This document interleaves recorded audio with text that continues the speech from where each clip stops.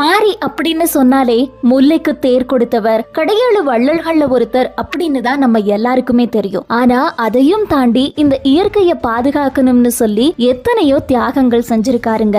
அப்படிப்பட்ட இயற்கை வளத்தை கைப்பற்றணும் அப்படிங்கிறதுக்காக மூவேந்தர்களான சேர சோழ பாண்டியர்கள் பாரியின் மீது தனித்தனியா போர் நடத்தி பாரி கிட்ட தோத்து போறாங்க. இறுதியில மூவேந்தர்களும் இணைந்து பாரிய எதிர்க்கிறாங்க. மூவேந்தர்களையும் ஒரே சமயத்துல எதிர்கொண்டு எப்படி இயற்கையை மீட்டெடுக்கிறாரு பாரி அப்படிங்கறத ரொம்ப சுவாரஸ்யமா சு வெங்கடேசன் ஐயா அவங்க வேள்பாரி புத்தகத்துல எழுதியிருக்காரு. அவருடைய அனுமதியோட வேள்பாரி புத்தகத்தினுடைய காணொளி வடிவம் நம்ம சேனல்ல இருக்குங்க. கண்டிப்பா ஒவ்வொருத்தரும் படிக்க வேண்டிய கேட்க வேண்டிய கதை தான் வேள்பாரி. மறக்காம கதை கேளுங்க.